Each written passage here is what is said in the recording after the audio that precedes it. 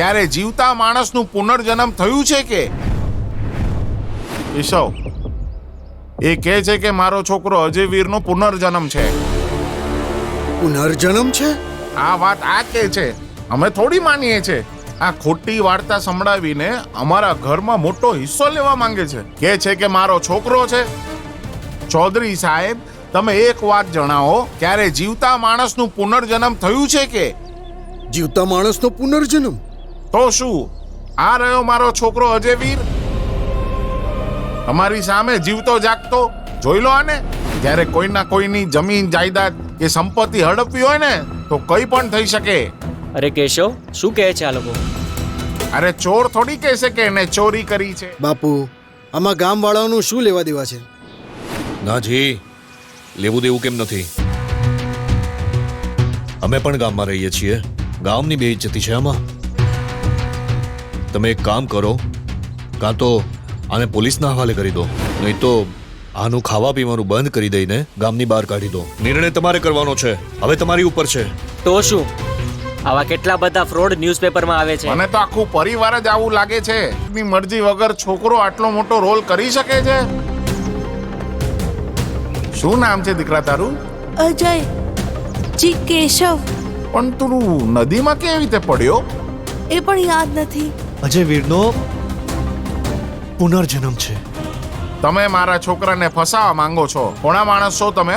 પૈસા જોઈએ?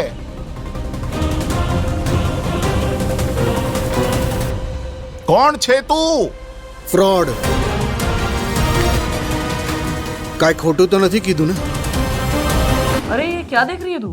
मैं माँ पुनर्जन्म देख रही हूँ. बहुत ही अच्छी शो है. हाँ, स्टेज पे कमाल का शो है ना. हाँ, और इसके बहुत बाद अच्छा. क्या देखेगी?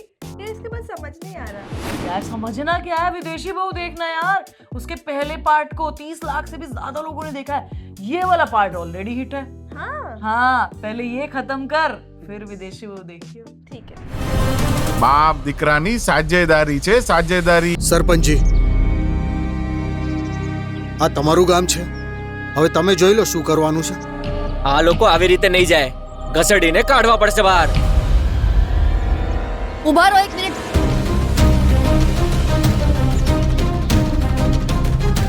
છોડો આને, જવા દ્યો. શું વાત છે? આ છોકરો મેન્ટલ પેશન્ટ છે અને આ મારી સાથે આવશે. Mental patient? હા, આની ટ્રીટમેન્ટ MK હોસ્પિટલમાં ચાલે છે અને મારી પાસે આના બધા મેડિકલ રેકોર્ડ્સ છે. મેં તો એવું સાંભળ્યું હતું કે આ હોસ્પિટલમાંથી ભાગી ગયો હતો. સમજાતું નથી તને? મેડમ કહે છે ને કે આ મેન્ટલ પેશન્ટ છે. ભાગી ગયો તો શું થઈ ગયું? સરપંચ સાહેબ, તમારાથી એક રિક્વેસ્ટ છે. શું છે ભાઈ, એ તો કહી દે. તમારાથી એ રિક્વેસ્ટ છે કે તમે જે પણ કંઈ કહ્યું એ લખીને આપી દો મને, કે આ કેશવ આજ પછી મારા ઘરે કે મારા ગામે ક્યારેય પાછો નહીં આવે. હા, આટલી જિમ્મેદારી તો તમે લઈ જ લો. અમને કોઈ કાંઈ નહીં કે. આ બીમારી છે કે પુનર્જન્મની પીડા એ ખબર નથી. પણ એક બાપની નજરમાં હું અપરાધી છું, જે બીજાની મજબૂરીનું કારણ બની ગયો.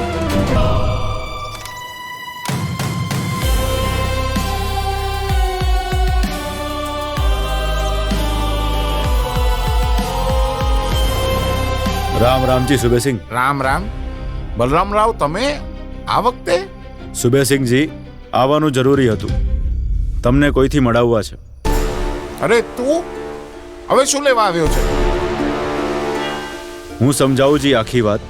પણ આને તો લખીને આપ્યું તું કે મારા ઘર પાસે જરાય નહીં આવે.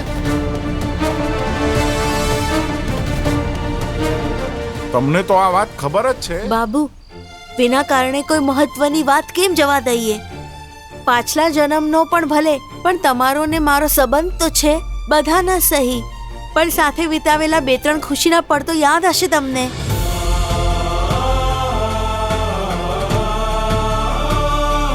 સુબેસિંહજી, આ તમારા છોકરાનો પુનર્જન્મ છે, પણ અજયવીરનો નહીં. ये इस बच्चे का पुनर्जन्म है या कोई बीमारी, जानने के लिए देखें महापुनर्जन्म स्टेज ऐप पे.